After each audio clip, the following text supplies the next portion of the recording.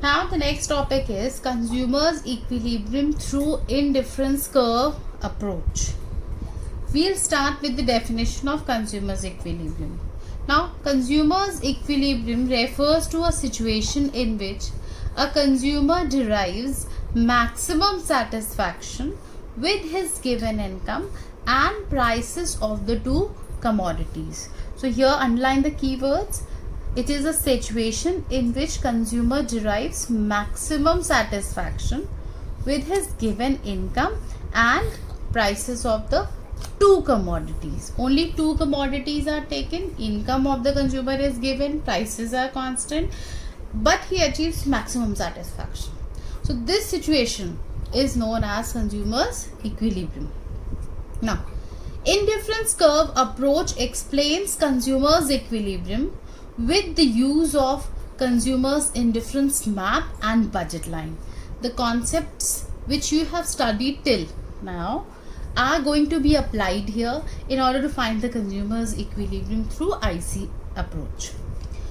Two conditions need to be fulfilled for the consumer to be in equilibrium. First is MRS XY equals to PX upon PY. What is MRS? Marginal rate of substitution, also known as the slope of IC, should be equal to PX upon PY, that is the slope of budget line, that is also known as the slope of price line. This is a necessary condition, but this is not sufficient for the equilibrium. For equilibrium, there is another condition required, that is indifference curve should be convex to the origin. It is convex because of diminishing MRS.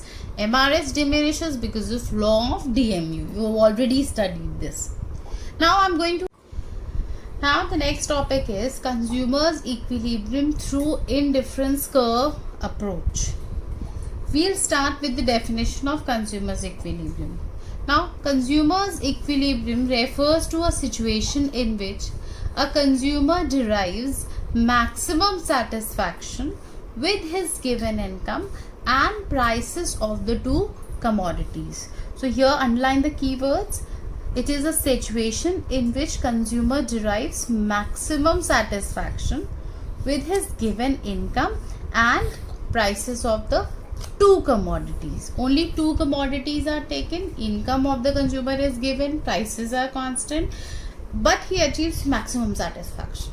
So this situation is known as consumers equilibrium.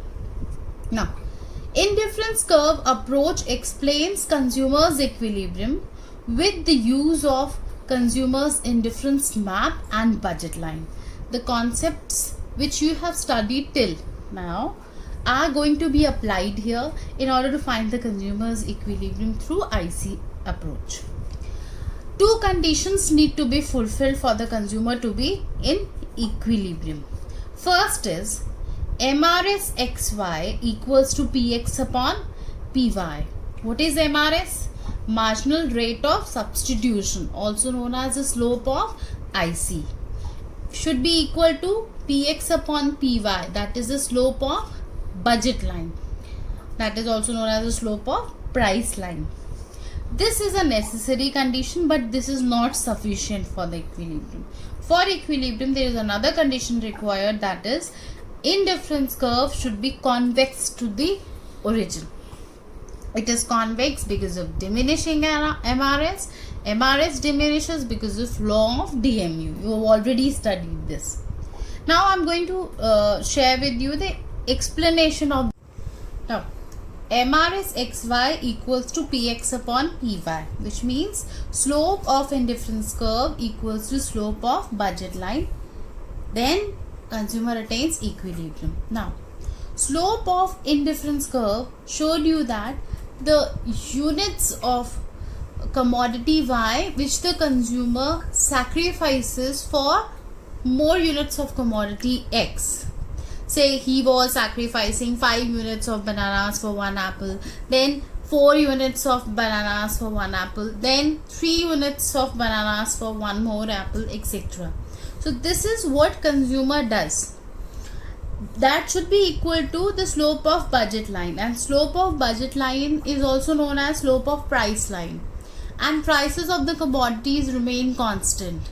That means when the consumer is sacrificing few units of Y for 1x, that should be equals to what he should sacrifice as per the given prices of the two commodities. Say for example, one apple is available for 2 rupees and one banana is available for 1 rupee.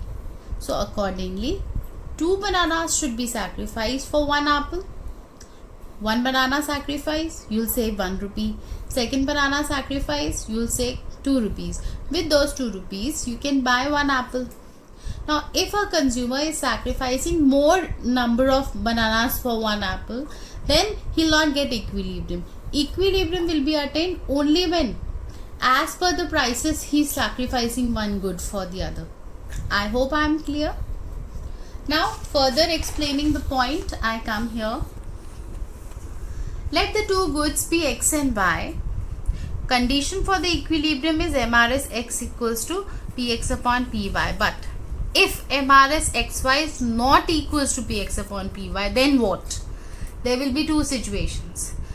MRS XY is greater than Px upon Py or MRS XY is less than Px upon Py. Now when these two conditions prevail, there is a chain of effects which take place to attain equilibrium. What is this? That is what I am going to explain. MRS XY is greater than Px upon Py. That means consumer is actually sacrificing more units of commodity Y for X than he should sacrifice as per the given prices. So it's written here. It means that to obtain one more unit of X, consumer is sacrificing more units of Y as compared to what is required in the market, which induces the consumers to buy more of X. As a result, MRS falls and continues to fall till it becomes equal to the ratio of the prices, that is equilibrium is attained. I repeat, MRS XY is more than Px upon Py. That means consumer is sacrificing more units of Y for X. When he is sacrificing more units of Y for X, that means he is induced to buy more units of X because he is in a way wanting commodity X. As a result, MRS falls. You've studied that MRS declines. So that is what is written here. MRS falls. It is all because of law of DMU. It continues. Here it is more, it falls, and it continues to fall till it gets equal to prices ratio of the prices of two goods. I hope I am clear. Next is, if MRS XY is less than Px upon Py, just the opposite happens. Now here, to obtain one more unit of X, consumer is willing to sacrifice less units of Y. When he is sacrificing less units of Y, so he is induced to buy less of X and more of Y. As a result, MRS is less here, it will rise. MRS rises. It rises till it gets equal to the ratio of the prices of two goods. And that is, the equilibrium is attained. I hope I am clear. Now, discussion of the second condition, the last condition, that is MRS continuously falls, or IC should be convex to the origin. So it's written here that MRS must be diminishing at the point of equilibrium. That is, the indifference curve must be convex to the origin at that point of equilibrium. It means that where IC is convex, that point is the point where equilibrium is attained by the consumer, and it is convex, it all falls because of declining MRS. MRS continuously falls because of law of DMU. I hope I am clear. That is already explained previously. Now, with the help of diagram, the approach is ended. On x-axis we show commodity X, on y-axis we show commodity Y. AB is the budget line and indifference curve is tangent to the budget line at point E. This is the equilibrium point, tangent point. I hope tangency is very clear to you people here, that the curve is tangent. If this is the budget line, IC is not cutting the line, in fact it is just touching the line and moving. That point is the equilibrium point. Is that clear? Now I have made 3 ICs here to make the situation very clear. IC1, which cuts the budget line at 2 points, F and G. IC2, which is tangent to the budget line at point E, and IC3, where somewhere convexity is at point H. So budget line is tangent to IC2 at point E. This is the point of consumer's equilibrium. That is, at this point what he should sacrifice for the other commodity, he is sacrificing exactly those units of one for the other.